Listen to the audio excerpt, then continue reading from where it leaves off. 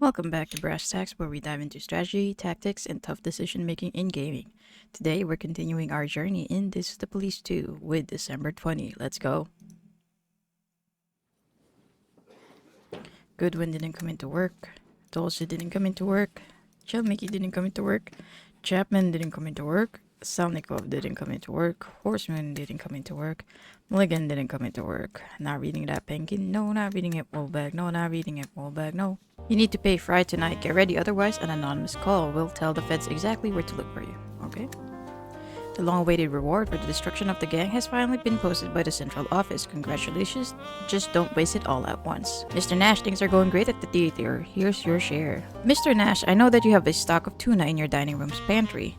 Canned foods like that is in high demand with my clientele, so I'm ready to buy your stock for $750. And so that no one will suspect anything, let's replace your canned food with mine, which are a little past their sell-by date. Don't worry, they were stored in proper condition, so they won't do any harm to a healthy cop's stomach. Well, maybe someone get a little diarrhea. No big deal. Do you agree? No. Harassment at Apollo's Toast Cafe. A waitress complains that a regular customer pinches her ass at every opportunity. Okay, Valentine Williams, Hallis, Loftus, McFerret, and Stockman go. Fraud at Rosemary Medical Center. A patient called in to complain about her new gynecologist. He's wearing some dirty smock and giggling all the time. He says he's nervous because it's his first day at work, but a real doctor would never behave like that. Brady, Kurosawa, Penkin, and Titus go. Clothes encounters secondhand. Monster Nash, my boutique of good and inexpensive clothes, purchased a batch of exclusive designer clothing that I managed to order from Replit, thanks to my husband's connections with a promising fashion designer there. Now I want to arrange Sharpwood's first proper fashion show. The problem is that I can't find any models. The local cows can't even walk 2 paces under crooked county legs. I need trained professionals. I know you have real women working on the floors, and I'm sure they can walk with a straight back. I want to borrow 2 of these ladies for a while as models. One needs to be plus size and the second one not so juicy. An ordinary Sharpwood woman. In return, I can offer you some quality shoes and videotape recordings of fashionable foreign shows. And if we make some money after the event, then you'll get a percentage of the sales. Okay, Galilahi and Spurlock go. The offender is eating a burger. The waitress passes by and he slaps her ass with a hand covered in greasy sauce. Work it, bitch. Okay, Baton the man. Valentine. The cop stuns the man with a baton strike. You got some coffee. Let's finish off your negotiation. Let's finish off your strength. Let's finish off your negotiation. Homicide at the Beltway. A man with a rifle wearing camouflage pants is pulling a large bag along the road. He's leaving a trail of blood. I think this is a false alarm, so I'm gonna ignore it. A short man in a white coat, which is much too large for him, opens his office door to call in another patient, but sees the cop and runs off the corridor. Alright, let's chase after the guy with Titus. The cop caught up with the criminal and arrested him. It turns out that the doctor is a psychiatry patient. Got some razors. Let's finish off your intelligence. Let's finish off your strength. Illegal sales at Sycamore Street. A woman complains that her neighbors are selling stuff that's dangerous to her health right next to her house. I think this is a false alarm, so I'm gonna ignore this as well. Mr. Nash, the show is over. Miss Lombardo was mad we didn't bring a fat girl with us. Apparently, she wanted to appeal to the target audience. Sharpwood women aren't famous for keeping themselves in shape. A lot of their oversized tablecloth clothes just stayed on their hangers behind the scenes, and those elephant clothes that we did decide to wear just hung on us like bags. We were showing them through beauty, not dressing up like hippos. Miss Lombardo, of course, took part of the pay, but she gave us some cassettes of foreign fashion shows. Apparently, they show that diversity is key to success. We got some VHS tapes with movies, leather boots, and cash. The man was returning from hunting. He managed to kill a wild boar. Theft at the city center. A homeless guy is siphoning fuel out of parked cars. Williams, Valentine, Hallis, Loftus, McGuire, and Stockman go. Vessel of the Destroyer. We represent the Wellspring Society, which has been protecting the safety of our blessed land for 263 years. Last time, you turned us away and spat on the age-old tradition of support that the sheriffs of this town have granted us. It was your stubbornness and ignorance that triggered the present outbreak of crime across the whole area. But this is just the beginning. The Destroyer grows stronger and has already moved to a new vessel which grants him even more power. Soon there will be no escape. We must stop Art Climsey or the blizzard of Black Winter will surely be upon us. Please hand over this man. He is already beyond salvation. No. Child abuse at the Bank of Sharpwood. Near the entrance there's a dirty beggar with a baby stroller. Eyewitness report that he's trying to breastfeed the baby. Brady, McFerret, Springer, Nagib, Meridian, and Titoscope. An elderly bum with a rusty gas can is squatting beside a car, siphoning gas through a hose. Sneak up on the bum. Valentine. The cop managed to sneak up on the criminal and arrest him. Got some diesel fuel. Let's work on your speed. Driving under the influence at Yarmungandr Lake. There's a car in the frozen lake speeding around and driving in circles. Eyewitnesses believe that the driver is drunk. I think this is a false alarm, so I'm gonna ignore it. Albert Sigvildson. Winter Nights Resort. Mr. Nash, this pervert in a trench coat, is constantly playing with himself outside my bat. He's spying on my customers and playing with his pecker. I'd sort this out myself, but he's a shy one. He never lets me get close enough. I'm sure one of your guys knows how to sneak up on someone. Can you chase this guy away from my bat once and for all? I'll pay you for the help, of course. Plus, I'll invite your guys in for a nice relaxing bat. After catching a character like that, I bet your cop will at least want to wash his hands. Alright, let's send Dammers. Go. The Burns family, for the first time in many years, arranged a garage sale. No license is required for that. A dirty man in rags is rummaging around in a stroller. On the side of the stroller, there's a cardboard sign reading, "Help milk the child." What the? Sneak up on the guy. McParrot. The cop managed to sneak up on the criminal and neutralize him. It turned out that the man was armed. He didn't have a baby in the stroller, just a rubber doll. And beside it was an unregistered shotgun. Got tobacco, paprika. Imprisonment at Jameson Hill. A schoolboy looked through the window of the neighbor's house and saw Auntie tied up with a chain. Kimmel, Woolbeck, Penke, and Randon, Ferretti, Locheka, go. The driver was sober. He had just bought new winter tires and decided to test them out in extreme conditions. The salesman promised he'd grip the road like a god, and it seems he wasn't cheated. Mr. Nash, I waited for just the right moment, snuck up on that pervert and kicked him in the balls. Let him go peek at the nurses in the hospital for a while. Mr. Sigvaldson was so happy that he opened the bathhouse for me, and I feel great. Got some laundry soap and money. The door to the house is closed, the windows are locked, and curtains are drawn. It seems like no one is home. Break down the door. Penkin. The cop broke down the door. Inside the house, he found a young girl in chains with a lock around her neck and firmly attached to the wall. On the floor, a tape player is playing some kind of opera. The room has another door, and it looks like it leads down to the basement. Pick the lock on the chain. Wool bag. The cop managed to pick the lock on the chain. Once free, the girl immediately ran out of the house. The cellar door then opened and a naked man with a hunting knife lunged out. Shoot the man with a taser. Kimmel. The cop stunned the criminal with a taser shot. It turned out that he'd kept that girl on the chain for over 2 months. Okay, we got cassette player and cassettes with music and blank ones. It's time to send Fry's check. Did you scrape enough together? Yes. And let's end the day. 51 out of 59 caps. Let's go.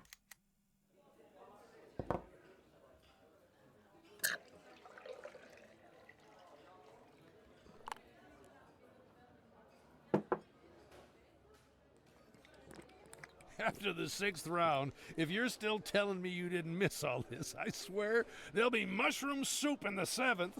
I wouldn't notice the difference. Your beer is shit.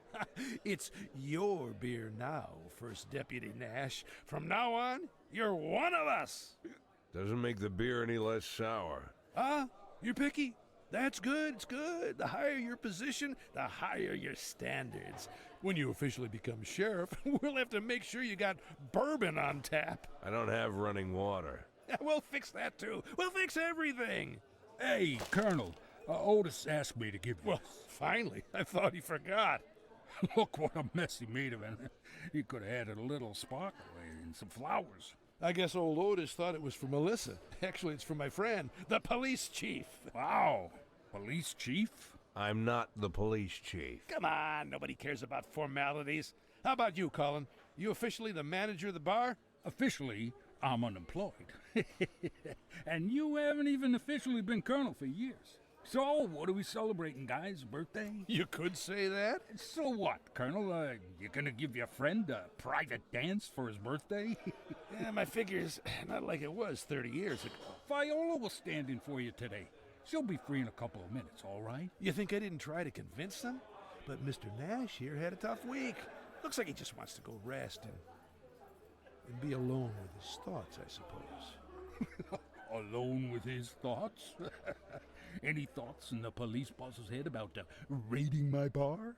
Don't doubt this man. Our new police chief will arrest a lot of us, and your bar will be shaken from top to bottom. And he'll find nothing but pleasure here.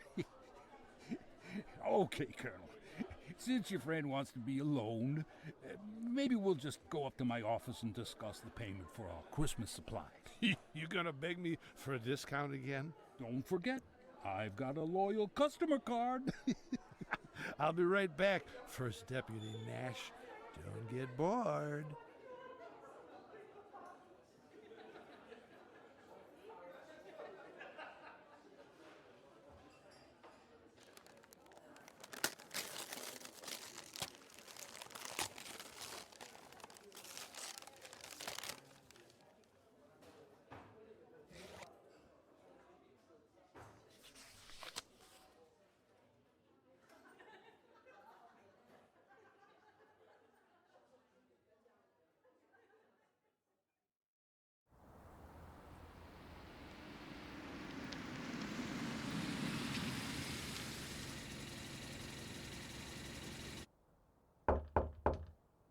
What else does he want?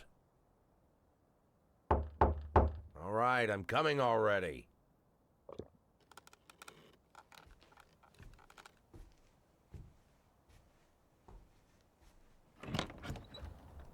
On your knees. I'm not armed. I don't have a gun. I have a gun in my holster, but I'm not resisting. I'll try not to... Lift up your head and look at me, you asshole! Lana? It's you. Why are you... How are you here? Shut up! As long as I'm talking, you'll be silent. You've already talked enough. You no longer have the right to a fucking word! Whatever flies out of your stinking mouth, it'll be a lie. We both know it. If you start defending yourself, you'll lie. If you start listing all those ridiculous excuses you've imagined for yourself, you'll lie. Even if you beg for forgiveness, you'll lie. All you can do now is roll around on the floor and moan pitifully. Did you hear me? Lana, I should... I don't... Did you hear me? Are you even capable of hearing anyone besides yourself? Oh, what a shame no one can see you now, Jack. What a shame. All those assholes reading the newspapers have you down for a criminal genius who had everyone fooled, off spending his loot somewhere. And don't forget the crazies who believe you're a hero who was taken in and used. How surprised would they all be to see the real you. And here he is, the real you, an old man shitting himself with fear and nothing more. Oh, you scared, Jack? You afraid? Afraid I'm gonna arrest you, Jack? You can dream of going to prison, you piece of shit, because that's a gift you don't deserve. You won't be getting off that easy. No. You know who is going to jail, Jack? All those bureaucrats and thieves and murderers in the expensive suits. All the con artists who seized the city and divided up all the official posts among themselves. They'll be doing serious time, I can tell you that. I swear they will go down. I know that they will go down, and they know it too. They know they're living on borrowed time. They know it's waiting for them. And when they're led out of the courthouse in handcuffs, even the most unprincipled bastard among them will know in his heart that he's got what he deserved. But not you, Jack. Because you're worse than all the rest. You think you're a victim, that it's everybody else's fault. If you go to prison, you'll think you're a great martyr. There's no punishment that you would consider fair because, after all, you're the hero who got used, right? You really believe all that. And worse, you made everyone else believe it too. Now what are we gonna do with you, Jack? What's it gonna be? What should I do now? What should your poor secretary do now? All the people who compromised their morals for you, what should we all do now? How are we gonna get out of this? Do you hear the police sirens, Jack? Do you hear the helicopters? Do you hear the SWAT team breaking through your windows? You don't hear them? You know why? Because I got scared. I got scared. I ran away, and now I'm no better than you, and it's your fault. Yours and nobody else's. Look at me, Jack. Look at me, damn it! This is what you've turned me into. It's the same thing you do to everyone around you.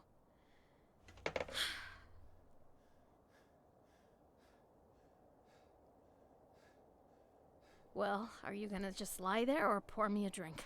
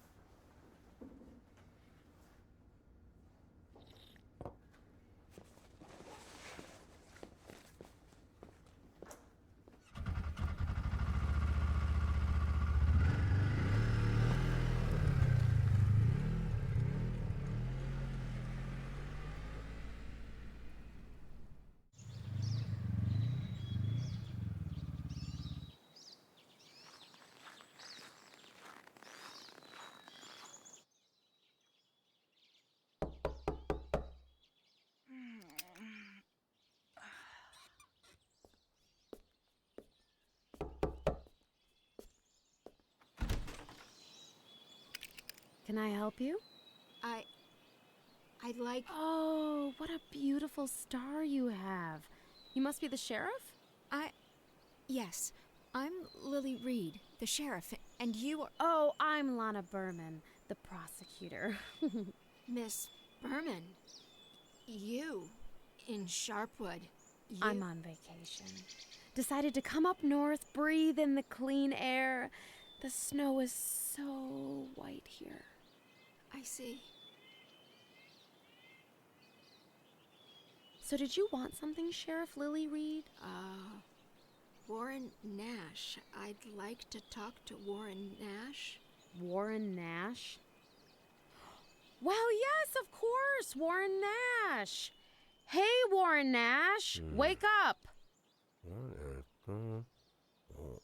What?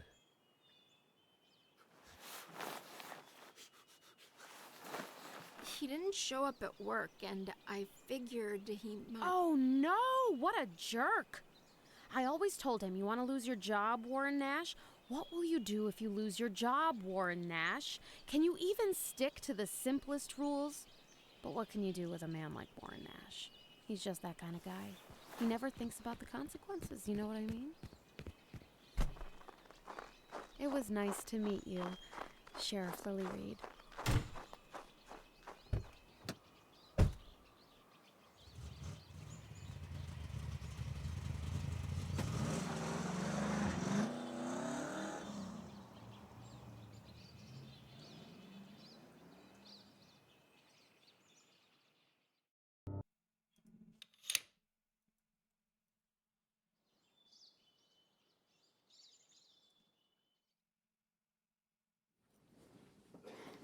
Kurosawa didn't come into work. Dolce didn't come into work. Ferretti didn't come into work. Guzman didn't come into work. Luna didn't come into work. Fletcher didn't come into work. Locheca didn't come into work. Woolbag didn't come into work. Not reading that painting, no. Not reading it, Leva, no. Alright, Leva's not loyal to us. Mr. Nash, things are going great at the theater. Here's your share. Noise complaint at the woodworking factory. A strange noise can be heard coming from an abandoned area of the factory. The workers don't dare go inside because the old watchman says that exactly 30 years ago, the serial killer nicknamed the Forest Widow committed suicide there as an offering to Pyros, the forest spirit of insanity. I think that's a false alarm, so I'm just gonna go ahead and ignore it. Armed robbery at the North Star grocery store. Armed men entered the store and started sweeping everything off the shelves. Mulligan, Clayton, Williams, Late, Adkins, and Aleve go. Vessel of the Destroyer from Sheila Jacob. Art Climsey hasn't been himself after the last time the Wellspring Society visited. He hasn't talked to anyone, hasn't even taken his eyes off the ground.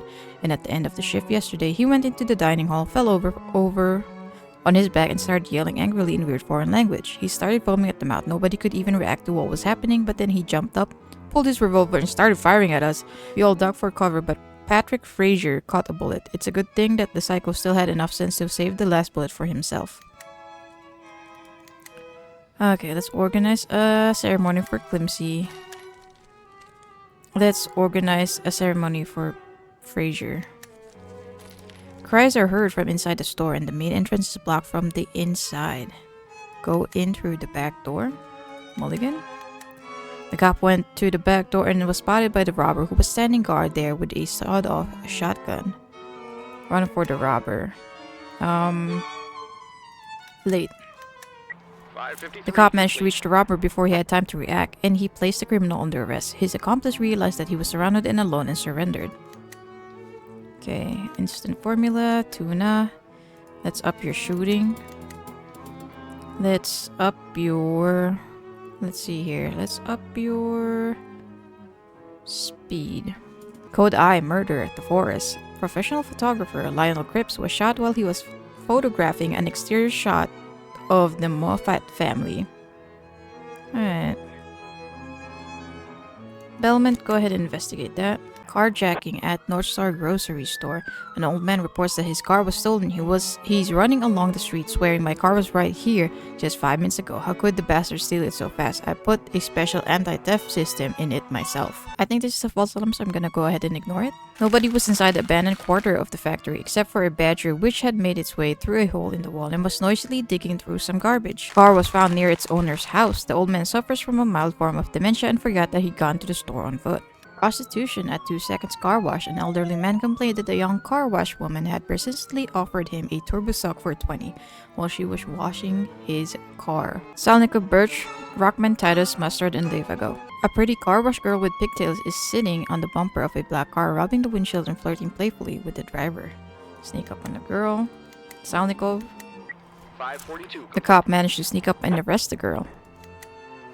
Got some laundry soap. Let's finish up your speed, Zelnikov. Let's work on your intelligence, Mustard. Let's work on your stealth, Leva. Investigation started. Benedict Belmont interrogated some of the witnesses and prepared a preliminary report for the curse of the family portrait. Let's open the investigation up. Our suspects are a man with a rifle and a man with a gun. Okay. Professional photographer Lionel Cripps was shot while he was photographing an exterior portrait of the Moffat family. Lionel Cripps is preparing to photograph the Moffat family, and Lionel Cripps is lying on the snow with a gunshot wound to his head. Lionel Cripps was killed by a gunshot at point-blank range. The bullet flew right through his mouth and out the back of the head. A 7.62 NATO cartridge was found at the crime scene. According to Sissy Moffat, the younger daughter of Bruce and Roxy Moffat, I was scared to go get our picture taken because of what happened last time with the mister who was supposed to take our picture. But Dad said that we could go get photographed outside the city and he'd let us ride in his new blue car. So I said yes. And then Mr. Photographer died again. I told Papa that he has to buy a yellow car. Grandmother says that the evil spirits in the forest are afraid of yellow because it's the color of the sun. But Mr. Photographer had the yellow car and he still died. Maybe it's because the sun is actually red. Yesterday I saw the sun was red. According to Mimi Moffat, the eldest daughter of Bruce and Roxy Moffat, I got really cold while we were waiting for Mr. Cripps, but my mother said that I should be a strong girl and not shiver, or I'd look bad in the photos. I dream of becoming a photographer myself when I grow up, so I was very curious what Mr. Cripps was doing there for so long. He must have had a lot of great things in his bag, but I couldn't see what he was doing over there because of the trees. And then I heard a really loud pop. I even bit my tongue. It was the same sound as when my cousin Ronan's motorcycle exploded. According to Roxy Moffat, the client, last time my husband picked a photographer and you already know how that turned out, so this time I decided to take care of everything myself. I asked my friends and several of them recommended Cripps. He's a young fellow who recently moved here from the city, but everyone assured me that he's a great professional. He made a pleasant impression when we spoke over the phone. He was polite, he didn't play games about the price, and he immediately liked our idea of making a photo portrait with the mountains in the background. He said that he recently bought a brand new long focus lens, which would be just right for his shot. And while he was getting ready to take the shot, it turned out that there was a scratch on the lens that would damage the photographs. He was genuinely upset. He got really dark and apologized several times and said that he would get another one from the car and it would be fine. It seemed like he was a good guy. According to Bruce Moffat, the client, Jesus Christ, are we ever going to have this family portrait done? We ordered a photo shoot for a few months ago. I bought a new suit, Roxy got an expensive hairstyle, and the girls got new dresses. The photographer came to our house, set up his equipment, then died of an asthma attack a second before taking the picture. Can you imagine? The girls were horrified, of course, but what we are going to do now, never be photographed? This time, to get rid of all the bad associations, we decided not to invite the photographer to our home. but to take a picture out in nature against the background of the mountains. And what do you think? We're all standing there, beautiful. We're about to give our best smiles, and the photographer says that he needs to go back to the car for some reason. In the meantime, we're waiting there, and somebody blows his head off. His brains are smeared all across the snow. I don't think I'm getting my deposit back, right? Alright, so going off of that, then I think this might be just because of the yellow car. But we'll see about it at the end of the day. 49 out of the 57 cops. Let's go. You knew this could happen. You knew, but you didn't do anything about it. You're a fugitive, and you don't even have a plan if they come for you. You knew it could happen, too. You knew just as much as I did. You brought her here. You, by your actions or your inactions, but it was you, not someone else. God, what a fool I am, thinking you'd have some kind of plan. What could the plan be if you don't even know what she's going to do? What could we plan when we don't even know what she's doing right now, there at the house? I'll sort this out. I don't know how, but I'll figure it out. I'll deal with everything. Well, tell me, Jack. Tell me how, because the only option I see is that we're both going to jail because of you. I said I'll figure it out. Ah, well, that's not enough, Jack. I can't sit and wait until you figure it out. It's not enough. You can't sit and wait? Seriously? I thought that's all you did, sitting and waiting. Isn't that your main talent, to sit and wait for the rest of us to solve your problems for you? Isn't that right? Tell me you haven't been sitting and waiting all these years, hiding behind your precious Sheriff Wells, never learning the first thing about police work. That guy Gale, didn't he do everything for you? No? What about me? Don't I do all your work for you? And Captain Carter, don't pretend you didn't try to dump all your problems on him. Wake up, Lilly. You can't figure anything out, and the only thing you're good at is finding other people who sort everything out for you. And now you're telling me that because of me, we're going to jail. You didn't fuck yourself, huh? And now I'm the guilty one. So the problem is me, right, Lilly? All your problems are because of me. Well, sort it out, Lilly. You're still the sheriff here, right? You're afraid that I'll tell everyone how you covered for a fugitive? It's a problem, Lilly. Come on, solve it. Yourself, for the first time in your life. What, you don't like the gun? Yeah, you're right. Fuck the gun. Too much noise. It's very sharp. You could easily slaughter a bull with this thing. Even a snotty little girl could manage it. One move, Lilly. One stroke, and all your problems will melt away. What, you're not ready? Not ready to solve your own problems? Well, then stop fooling yourself and trust the guy who's gonna do everything for you.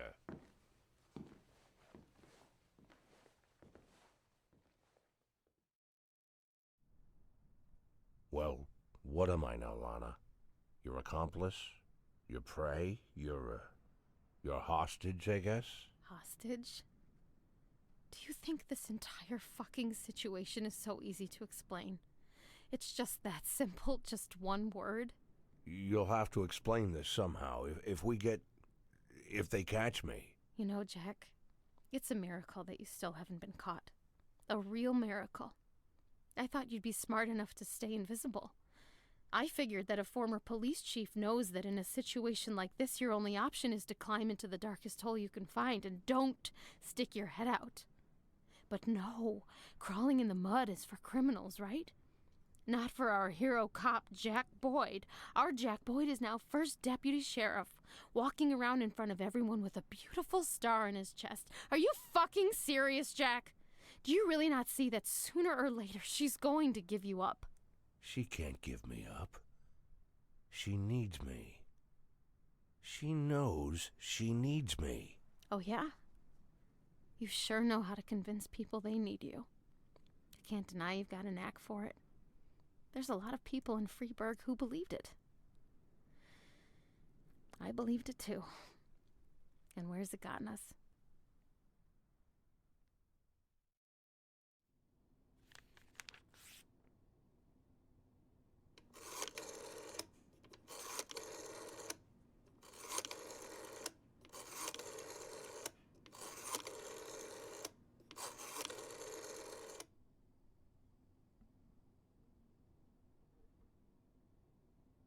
I want to talk to Colonel Henderson.